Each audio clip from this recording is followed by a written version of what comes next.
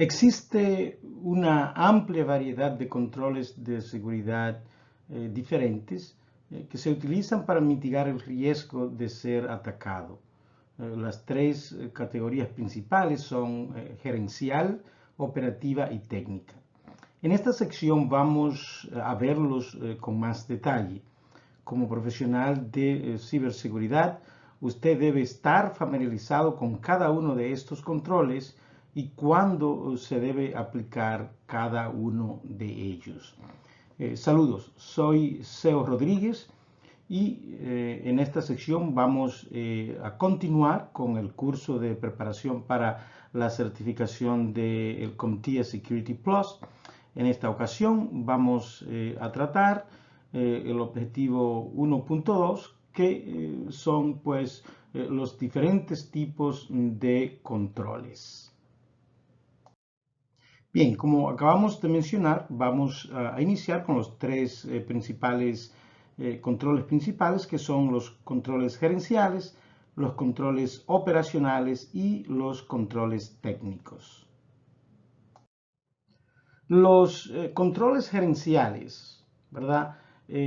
Son controles, pues, escritos, vamos a decir, o deseados por los gerentes para crear políticas y procedimientos organizacionales para reducir el riesgo de las empresas. Entonces, estos controles que vienen de la parte de arriba, de la parte gerencial. Los mismos pues incorporan marcos regulatorios para que las empresas cumplan con la ley. Obviamente, lo primero que tiene que hacer una compañía de la parte gerencial es cumplir con la ley. Después que se cumpla con la ley, entonces vienen los demás, como son las políticas de ciberseguridad. Este es un punto importante para principalmente asuntos del examen, donde siempre que haya una opción y se trate de que hay que cumplir con una ley, pues obviamente eso está por encima de cualquier otro tipo de mandato, de políticas, ¿verdad? Gerenciales. Por ejemplo, tenemos, o podemos citar como ejemplo de controles gerenciales, lo que es la evaluación anual de riesgos, ¿verdad? Que como su nombre lo indica, pues toda compañía debe tener un registro de riesgos donde, por ejemplo, el director financiero analizará todos los riesgos asociados con la finanza, con el dinero.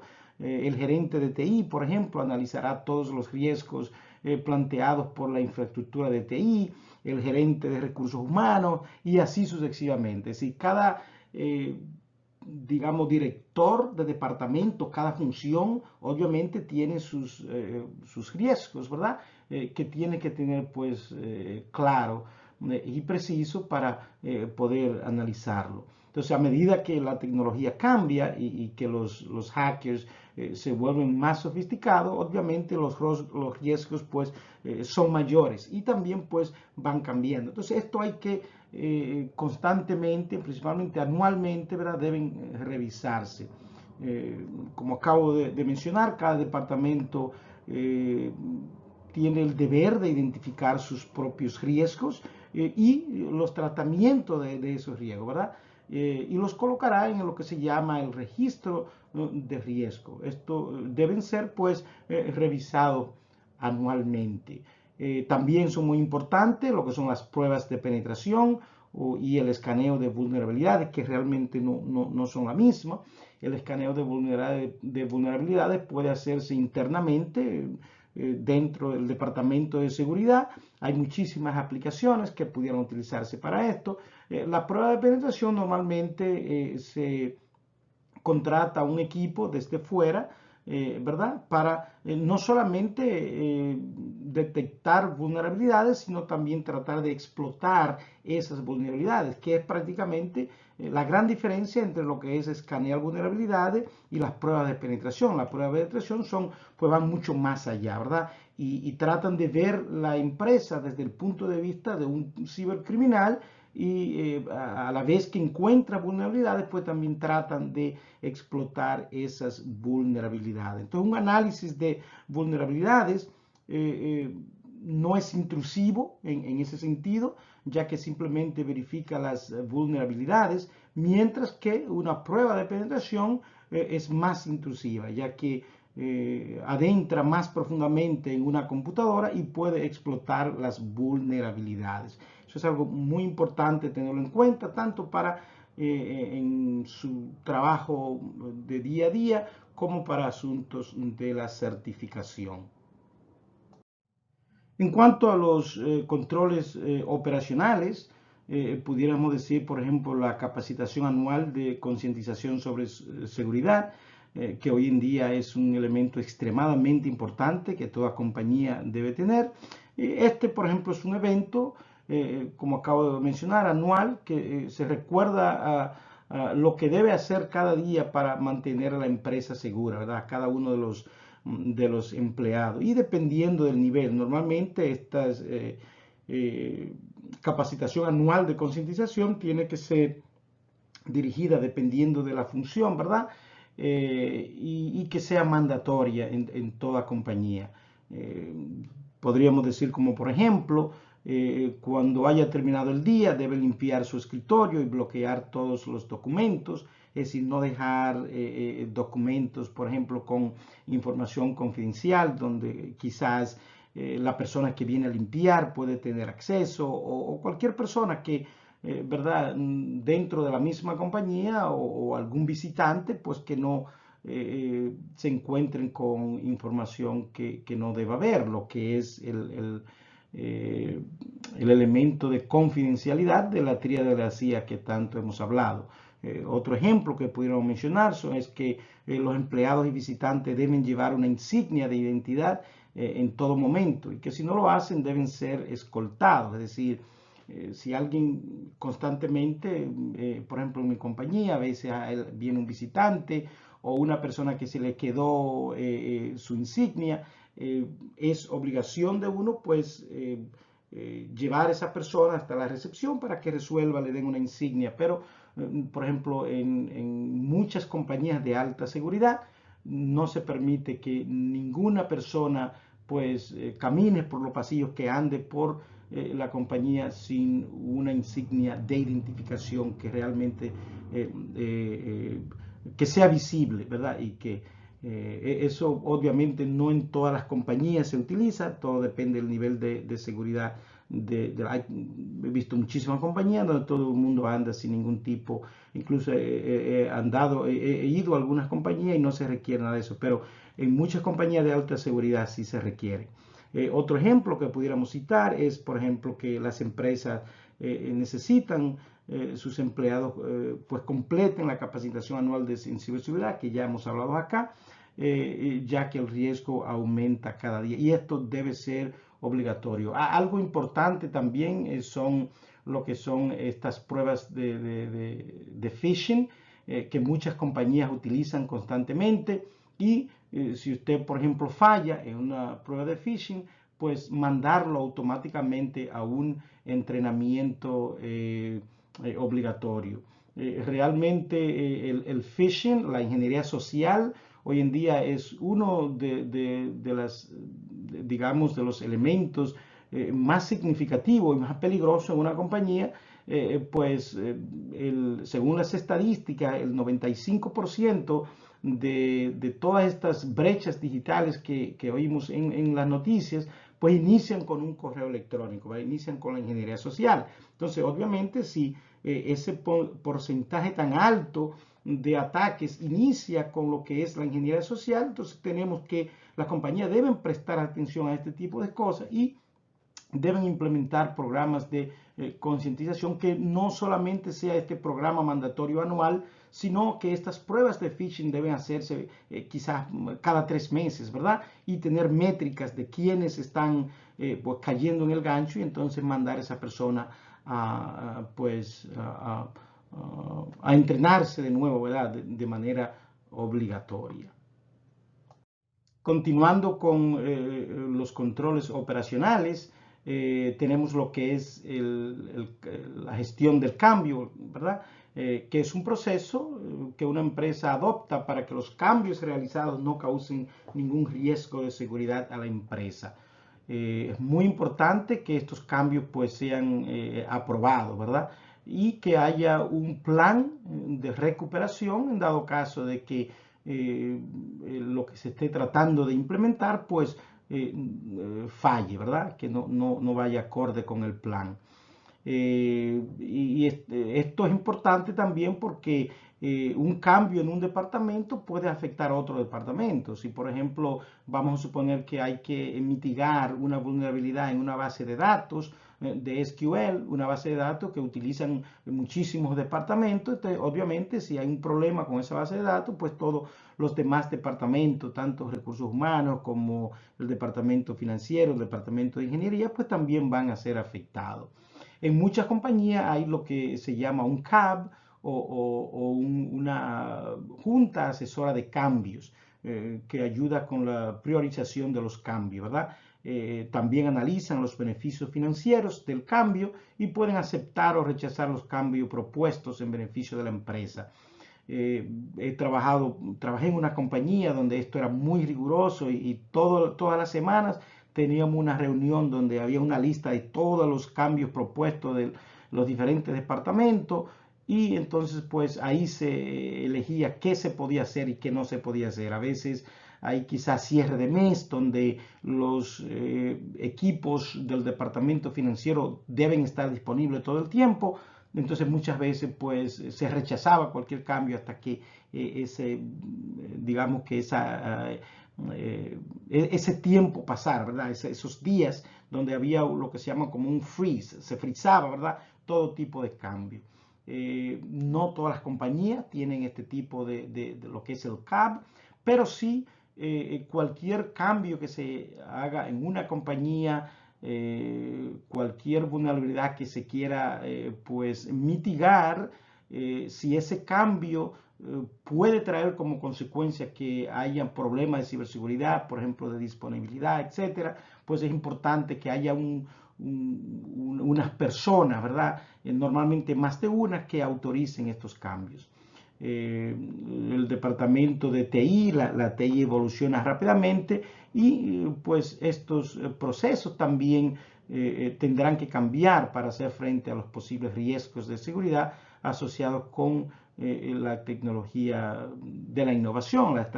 Vivimos constantemente, ¿verdad? Tratando de innovar o tratando de actualizar, de mejorar nuestros sistemas y obviamente todo esto trae consigo que hayan pues problemas de ciberseguridad, principalmente problemas de disponibilidad en muchos casos. Otro control operacional muy importante es el plan de continuidad del negocio, que es un plan, ¿verdad?, de contingencia para mantener el negocio en funcionamiento cuando ocurre un desastre mediante la identificación de cualquier punto único de falla que impida que la empresa permanezca operativa, ¿verdad? Entonces, lo que es la redundancia. Entonces, muy importante, por supuesto, de que las compañías tengan este plan de continuidad, que por lo menos tengan algo a qué referenciarse. Muchas compañías no tienen un plan de continuidad y cuando existe un desastre, pues entonces andan como, quizás como, digamos, un pollo cuando le cortan el cocote, ¿verdad? Como decíamos allá en el campo. Entonces, muy importante que exista este plan de continuidad.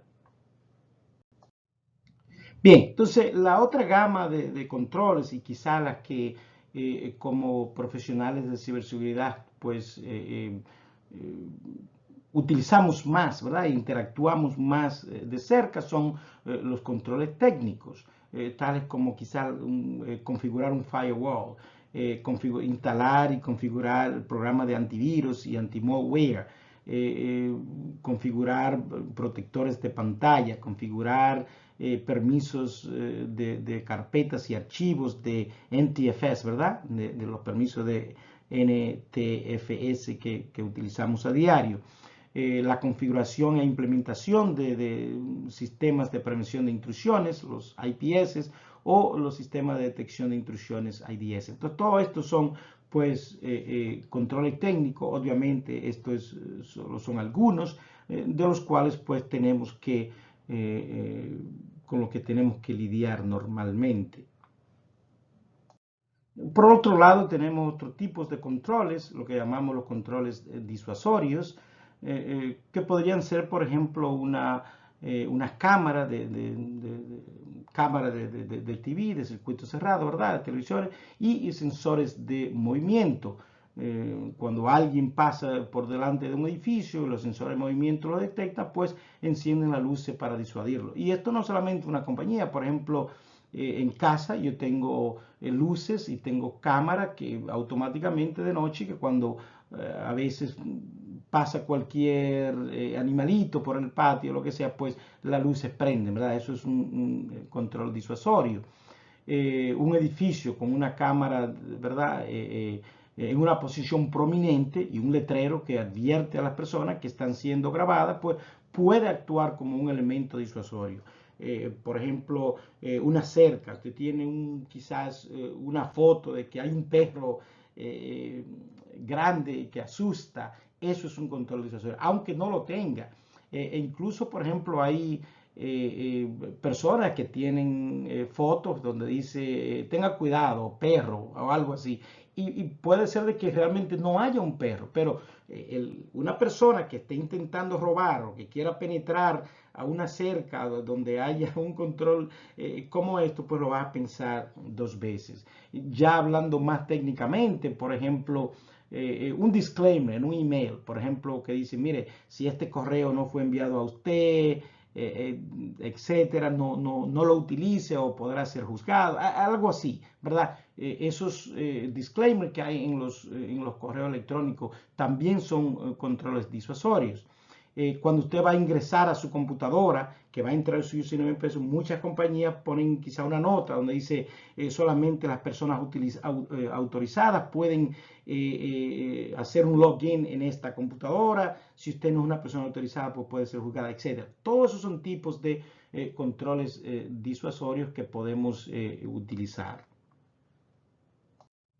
Tenemos lo que son los controles detectives, que también podemos utilizar las cámaras que estamos hablando, ¿verdad? Las cámaras esta cámara de circuito cerrado, que registra, ¿verdad?, los eventos a medida que ocurren, y a partir de eso, pues pueden ver quién ha entrado a una habitación en particular, por ejemplo, o quién ha subido a través de una ventana. Entonces, esto es un control detective porque podemos detectarlo. Entonces, esto ayuda a lo que es, que hablaremos más adelante, lo que es el no repudio.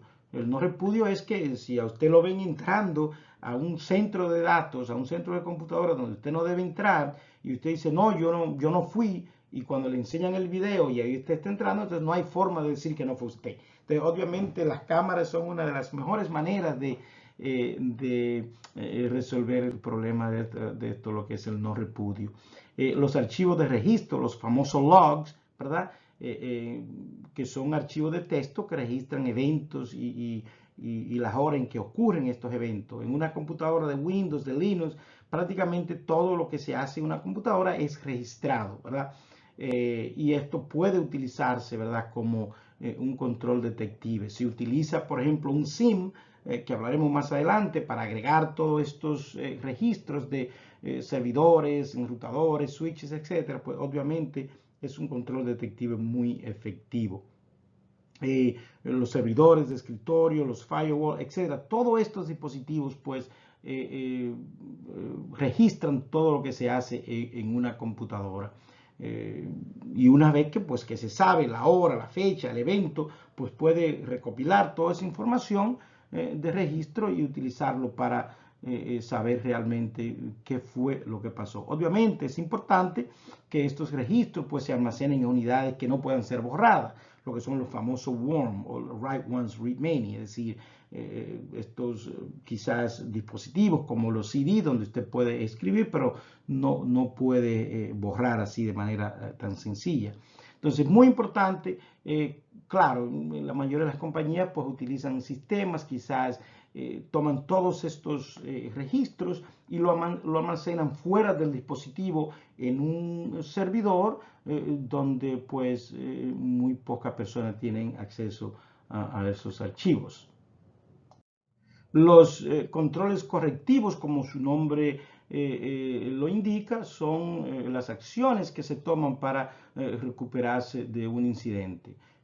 Puedes, por ejemplo, perder un disco duro que contenía datos importantes. Entonces, en ese caso, vos puedes reemplazar los datos de una copia de seguridad que habías realizado anteriormente. Las copias de seguridad, la cual hablaremos bastante en este curso, pues obviamente son extremadamente importantes para recuperarse ante cualquier desastre. Son un elemento primordial. Sin una copia de seguridad, si hay un ataque de ransomware donde los cibercriminales se apoderan de una base de datos, de un sistema, si no tiene una copia de seguridad que no haya sido también encriptada, pues obviamente va a ser muy difícil. Los sistemas de extinción de incendio, por ejemplo, son otra forma de control correctivo. Si hay un fuego en un centro de computador donde están todos sus servidores, pues obviamente tiene que tener la manera de cómo apagar ese fuego. Entonces, es posible que haya habido, ¿verdad? Como acabo de mencionar, un incendio que quizás destruye todos los servidores o que puede destruirlo si usted no actúa de manera rápida. Entonces, cuando compra servidores de reemplazo, puede instalar un sistema supresor de oxígeno que privará un incendio de oxígeno necesario. Es decir, estos sistemas de extinción de incendio para computadoras pues tienen que cumplir con ciertos requisitos. Por ejemplo, se utiliza lo que es el argón o el nitrógeno y el dióxido de carbono para desplazar el oxígeno en la sala de servidores. En una sala de servidores usted no puede echar aguas, ¿verdad? No puede coger una cubeta y echarle agua a los servidores, pues entonces la cura es peor que la enfermedad. Entonces, pues es muy importante tener esto en mente en cuanto a lo que son los controles correctivos. ¿Qué son los controles de compensación? Bueno, estos controles pues se utilizan, son controles alternativos, ¿verdad? O secundarios, que se pueden utilizar en lugar de un control primario que ha fallado o que no está disponible. Una vez que un control primario ha fallado, entonces necesitamos un control secundario. Pudiéramos dar un ejemplo de que similar, por ejemplo, cuando usted va de compra, supongamos que tiene $100 en efectivo y gasta su efectivo, pues tendría que utilizar una tarjeta de crédito, ¿verdad? Para seguir comprando si es que así lo desea. Esto viene siendo, la tarjeta de crédito es una forma secundaria de pago, ¿verdad? Entonces, pero si a usted es una persona que le gusta comprar en efectivo, obviamente usted trata de hacer todo en efectivo hasta que se le termine el dinero. Recuerdo, por ejemplo, en una compañía hace muchos años que estábamos actualizando todos los servidores de Windows 2003, obviamente hace mucho tiempo, y había una aplicación que solamente funcionaba en ese sistema operativo, pero era una aplicación crítica para un asunto de automatización que se utilizaba. Y pues nada, entonces lo que hicimos fue que como no se podía actualizar el sistema operativo y había un mandato que teníamos que deshacernos de todos esos sistemas viejos, pues entonces lo que hicimos fue que utilizamos lo que es la segmentación, aislamos esa red totalmente, la desconectamos del internet y entonces pues mitigamos el riesgo al desconectar toda esa red totalmente, la aislamos. Entonces eso es lo que se llama un control de compensación. Pudiéramos decir también que cuando vamos a suponer que llega un empleado nuevo y que debe iniciar de sesión con una tarjeta inteligente. Muchas compañías utilizan tarjeta Smart Card, tarjeta inteligente para entrar, pero esas tarjetas pues deben ser preparadas y a veces toma quizá cierto tiempo. Entonces, pues En lo que llega la tarjeta, al empleado se le da quizás una tarjeta inteligente, se le da un password, una contraseña, un nombre de usuario normalmente, que es lo que muchas compañías utilizan. Entonces eso es algo de compensación hasta que llegue esa tarjeta Smart Card y el empleado pueda utilizarla como requiere la compañía, ¿verdad? Entonces es muy importante entender esto, lo que son los controles de compensación, tanto para nuestros quehaceres del día a día en el mundo de la ciberseguridad, como también para asuntos de la certificación.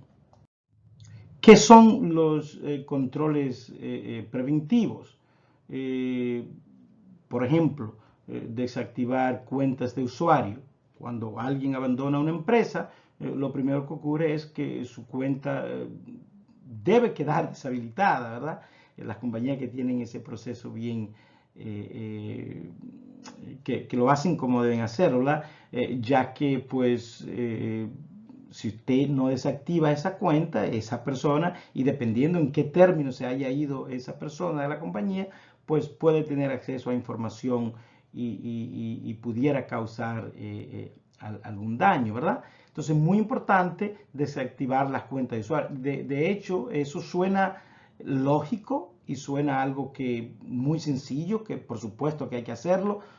Sin embargo, han habido muchos casos en que, principalmente en compañías que no tienen estos procesos muy establecidos, que personas se han ido de la compañía por una razón u otra y esas cuentas han quedado activadas y luego esas cuentas han sido utilizadas, tanto por esa persona o por otras personas que tienen conocimiento de esas cuentas, e incluso si hay un ataque, pues los hackers pueden tener acceso a estas cuentas que ya nadie la está utilizando, y como nadie la está utilizando, pues a veces es difícil de saber de que esa cuenta, pues alguien está haciendo actividades que no debe hacer. Si por ejemplo una cuenta de una persona que esté activa, alguien viene y cambia la contraseña, obviamente la persona pues lo va a reportar y se va a saber, pero si es una cuenta que está activa pero que nadie la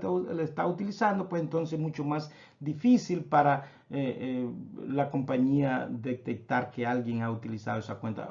Por supuesto que hay sistemas modernos hoy en día donde se puede detectar que quizás la persona, si es una cuenta de Office 365, Office 365 tiene pues mecanismo de detectar que una persona, supongamos que esté utilizando una cuenta desde una región, de un país donde la compañía no tenga acceso. Entonces Office 365 tiene la manera de detectar eso, pero es mucho más difícil, ¿verdad?, cuando no se desactivan estas cuentas en el momento que tienen que desactivarse.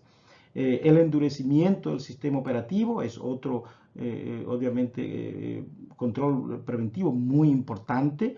Los parches, parchear constantemente su sistema, su computadora, es extremadamente importante para pues mitigar vulnerabilidades.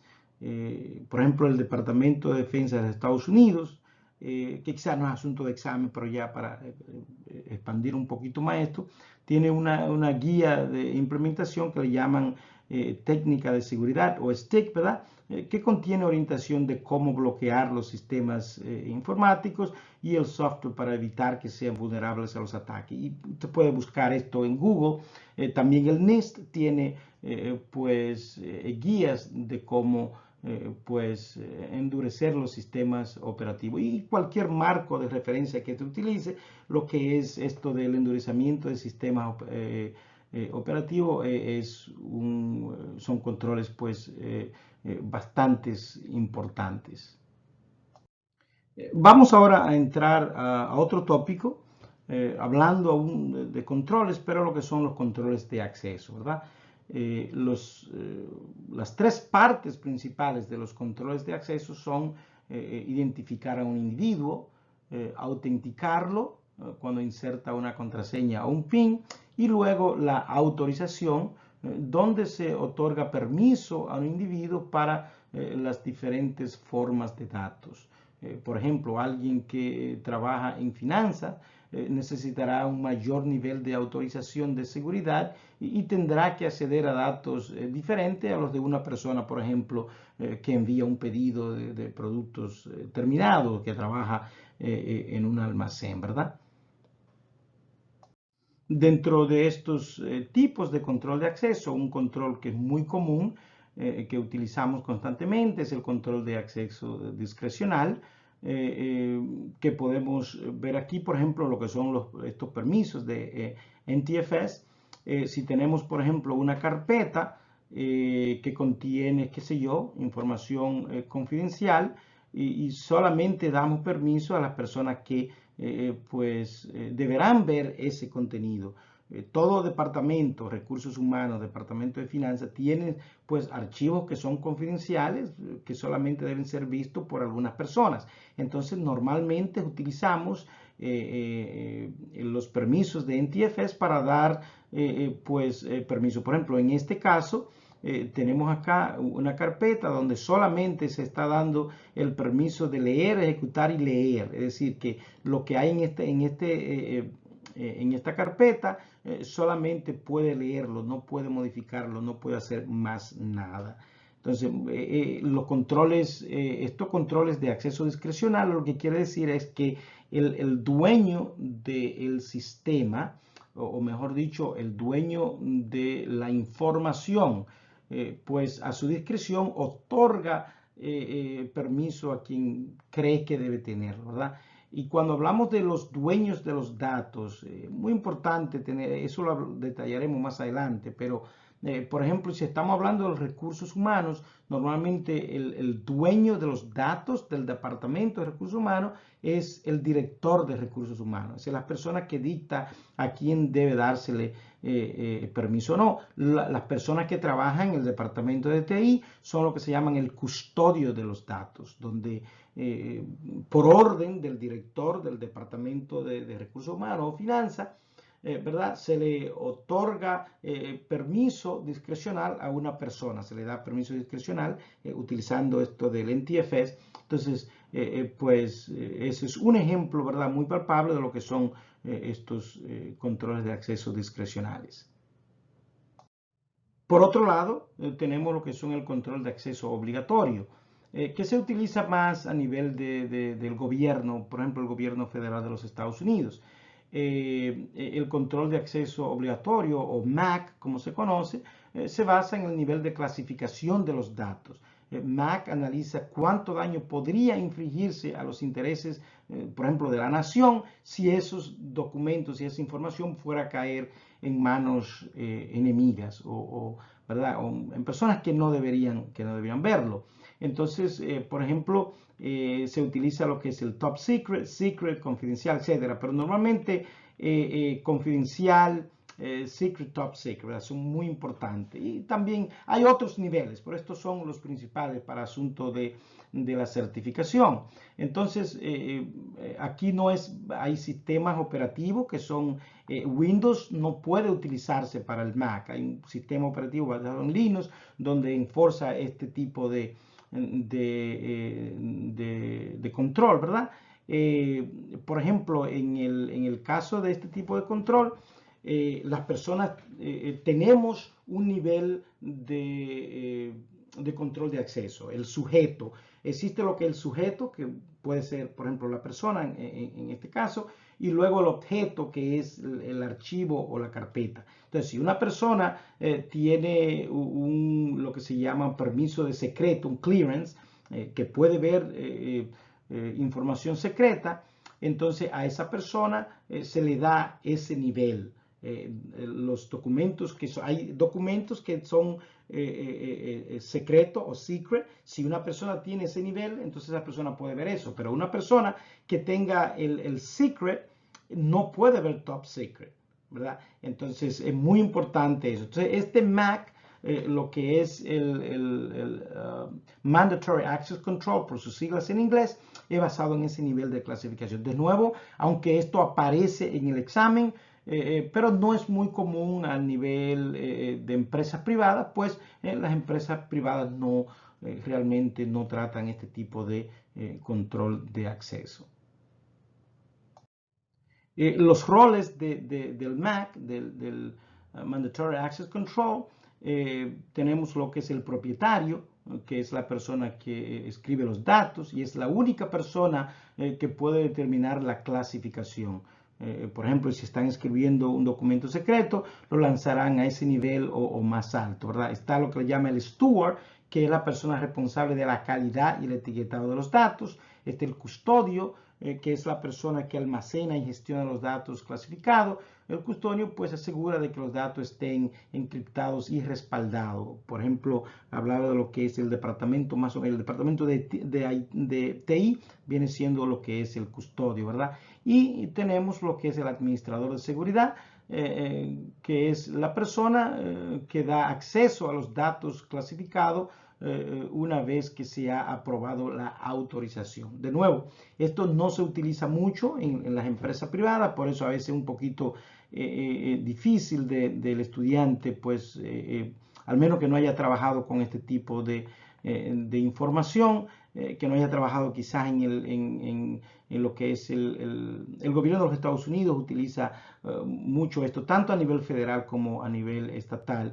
He trabajado en las dos partes y realmente me ha tocado mucho pues lidiar con este tipo de cosas y por eso pues sé que antes de haber trabajado para el gobierno estatal, pues en los cursos de ciberseguridad que tomaba, pues a veces no podía poner esto en contexto en cuanto a los trabajos que había tenido, pero luego pues fue mucho más. Pero nada, para asunto de la certificación, lo importante es entender esto con esta información que está aquí, que vamos a hablar quizá en otra ocasión, pues será suficiente para pasar cualquier pregunta del examen.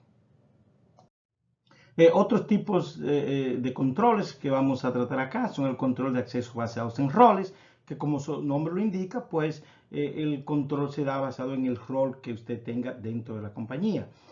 No se puede confundir con lo que es también RBAC, que es el control de acceso basados en reglas, que se utiliza quizá se puede utilizar quizás los contratistas solo tendrán acceso entre las 8 y las 5 de la tarde, por ejemplo. En Active Directory hay una función donde usted puede decir, bueno, esta persona solamente puede autenticarse en el sistema de tal hora a tal hora. Eso es un control basado en reglas, a diferencia de un control que dice, bueno, todas las personas que son quizá directores del departamento, hay un rol para directores o quizás un grupo, ¿verdad? Pudiera ser más o menos un grupo. Lo que es el rol y el grupo están estrechamente relacionados, aunque no es exactamente lo mismo. Por ejemplo, en Microsoft Azure se utiliza esto de roles. Está, por ejemplo, lo que son los Global Administrator, que tienen acceso a todo, ¿verdad? Entonces puede ser de que hay funciones que solamente se le dan a ese rol, el que es un Global Administrator, un administrador global. También tenemos lo que es el control de acceso basados en atributos. Que es un control de acceso que está restringido en función de un atributo de la cuenta. Por ejemplo, John podrá ser un ejecutivo y algunos datos pues, podrían restringirse solo a aquellos con el atributo de ejecutivo.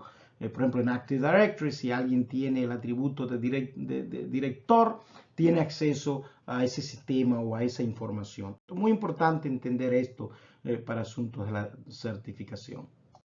Esto es un screenshot, ¿verdad? De lo que es los roles basados en los permisos basados en roles de Microsoft Azure.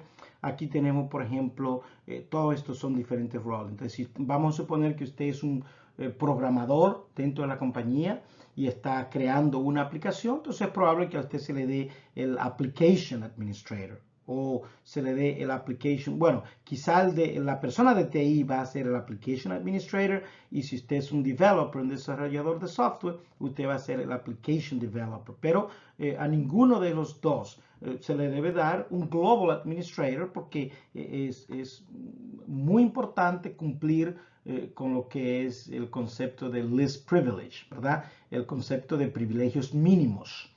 esto es extremadamente importante.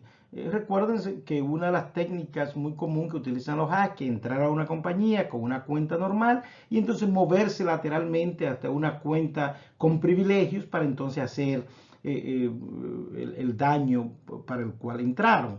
Entonces, pues, esto de el concepto de privilegios mínimos que hablaremos y que ya hemos hablado, pues, encaja en lo que es esto de los roles que se aplican a las personas. Hablando, por ejemplo, lo que son los atributos, ¿verdad? En Microsoft Azure y también en Exchange existe el concepto de Dynamic Membership Rules o reglas basadas en membresía dinámica. Lo que quiere decir, por ejemplo, aquí tenemos, esto es una regla en Microsoft Azure que la podemos utilizar para crear un grupo donde dice que el User Object ID it's not equal null, es decir, que no está en blanco y que el user type es member. Entonces, yo, por ejemplo, vamos a suponer que voy a asignar una aplicación o permiso a algo, a un asset, a una información, basado en todo lo que son miembros. Miembro quiere decir de que son miembros de la compañía, que no es, por ejemplo, una persona externa, ¿verdad? Como un guest. Estas compañías globales que trabajan en colaboración y que que trabajan con otras compañías, existe, por ejemplo, en el caso de Microsoft Azure, el concepto de lo que son los members y lo que son los guests. Entonces, los members son personas que son, digamos, empleados de la compañía, y los guests son personas de otras compañías con las cuales pues tenemos pues trabajamos, ¿verdad? Entonces, en ese sentido, si yo necesito aplicar permiso basado solamente a los miembros, yo puedo elegir algo como esto, lo que es una regla dinámica. Estos son más o menos algunos de los elementos de cómo aplicar este tipo de concepto de controles por atributos y de reglas que que hablamos anteriormente. Los controles de acceso basados en grupos son muy comunes. De hecho, Microsoft recomienda que, por ejemplo, para dar acceso a información en una compañía, primero usted cree un grupo, ¿verdad? Vamos a suponer, tenemos el Departamento de Recursos Humanos, usted crea un grupo un grupo de seguridad para el Departamento de Recursos Humanos, y quizás hay una carpeta del Departamento de Recursos Humanos también. Entonces usted todos los miembros de recursos humanos son miembros de ese grupo, usted le da permiso a esa carpeta, a ese grupo. Para cuestión de administración es mucho más sencillo, pues cuando una persona entra a la compañía o sale de la compañía, solamente tenemos que removerlo del grupo y no hay que dar permiso a esa carpeta jamás, solamente se maneja el grupo. Entonces, esto es muy común, principalmente lo que hemos trabajado, ¿verdad? Trabajamos en TI, pues es algo que lo hacemos normalmente. Aquí tenemos un ejemplo, ¿verdad? Supongamos que tengo una carpeta con información confidencial, entonces pues puedo crear un grupo que se llame, qué sé yo, en este caso se llama SG, por Security Group. Sí, siempre es bueno cuando se crean estos grupos crear quizá algún tipo de regla, ¿verdad? Para encontrarlos y cosas, es mucho más sencillo. Entonces, es muy común en una compañía que cuando se cree, por ejemplo, un grupo de seguridad, se coloque, por ejemplo, el SG, Security Group, para diferenciarlo quizás de un DL, un Distribution List, o una lista de distribución que se utiliza para correo electrónico, por ejemplo. Entonces, en este caso, pues, solamente tengo que manejar ese grupo. Si alguien necesita agregarse o removerse, pero ya esas personas tienen basado al grupo al que pertenecen. Y esto se utiliza es muy común en todos los departamentos. Entonces es una forma de cómo pues aplicar, ¿verdad? El concepto esto de controles discrecionales. Vamos a ver ahora lo que son algunos controles de seguridad física, los cuales pues se implementan, como el nombre lo indica, para la seguridad física, para detener el acceso no autorizado a la empresa o el acceso a los datos. Recuerden que la seguridad física es extremadamente importante, pues si una persona, si un criminal, si un hacker se apodera de una computadora, de un teléfono móvil, de un servidor, pues prácticamente es muy difícil, hay muy poco control, al menos que no sea la encriptación, que puede evitar de que esa persona tenga acceso a esa información. Y además, en asunto de la disponibilidad, si un ladrón entra a una compañía y se lleva un servidor donde está la base de datos con toda la información, pues obviamente. Entonces, la seguridad física es muy importante, tanto de seguridad física contra los humanos, pero también seguridad física en el sentido de que quizás pueda haber una tormenta, pueda haber un asunto ambiental. Bien, lo importante es que la seguridad física es muy importante en el mundo de la ciberseguridad y tenemos que tener controles para protegernos de estas cosas que pudieran suceder, ¿verdad? Físicamente a nuestros activos. Algunos ejemplos que pudiéramos citar de controles de seguridad física son la señalización, las cercas o puertas, controles de acceso con candados, los vestíbulos de control de acceso, registros de visitantes, muy importante, insignias, iluminación, quizás donde al entrar a las compañías, en la parte trasera, cámaras, lo que son los robots centinela, camuflaje industrial. De hecho, estos robots centinela, por ejemplo, lo utilizan en esa zona perimetral entre Corea del Sur y Corea del Norte. Y en algunos otros países incluso se utilizan los drones y este tipo de cosas para controles de seguridad física. Más específicamente lo que es la seguridad del edificio, hay compañías que obviamente utilizan guardias de seguridad, control de personas, la integridad o control de dos personas para que cuando si van a entrar personas a una compañía, si una está en el teléfono, la otra pueda atender a la otra persona y que nadie pueda entrar sin tener los permisos correspondientes, ¿verdad? Esto aquí es un error, debe ser la administración de llaves, ¿verdad? De tal manera que en unas compañías que utilizan quizás llaves para diferentes los centros de datos, etcétera, que nadie pues se vaya a llevar una llave de esa y que haga una copia y que luego pueda venir y robarse quizá algunos equipos. Lo que son los man traps, estos donde es una puerta donde se atrapa, solamente puede pasar una persona a la vez. Se utiliza mucho en los centros de datos de alta seguridad. Las tarjetas de proximidad, por ejemplo, los tokens, las cerraduras biométricas, cerraduras electrónicas, las alarmas antirrobo, alarmas de incendio, protección interna, conductos o distribución de cables, muy importante, y los controles ambientales. Entonces, todo esto son pues asuntos de seguridad del edificio que están dentro de lo que es la seguridad física. En cuanto a la protección de dispositivos, podemos utilizar cerraduras de llave, podemos utilizar lo que es el AirGap, que es un sistema que es totalmente desconectado del internet, de toda red, lo que son la laptop safe, ¿verdad?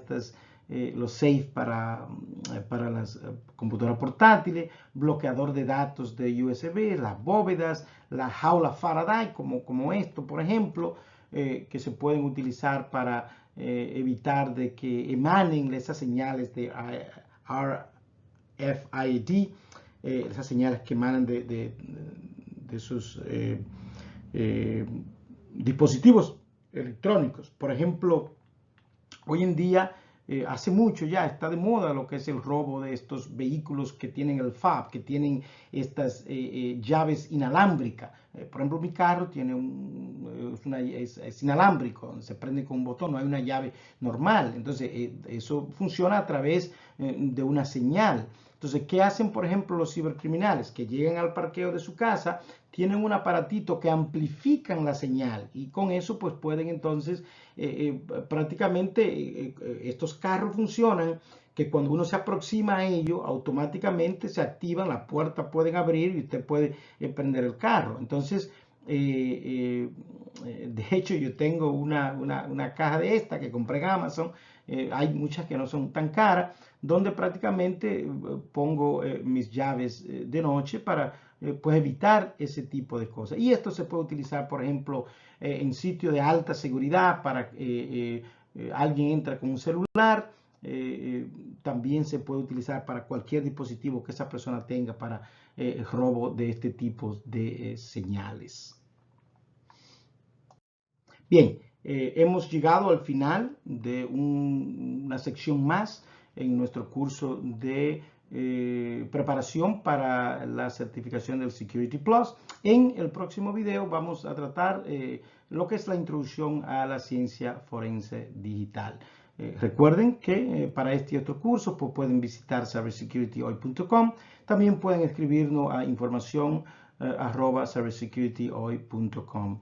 No dejes de ver este video en YouTube y denle un like, por favor, para seguir produciendo este tipo de contenido. Gracias y hasta entonces.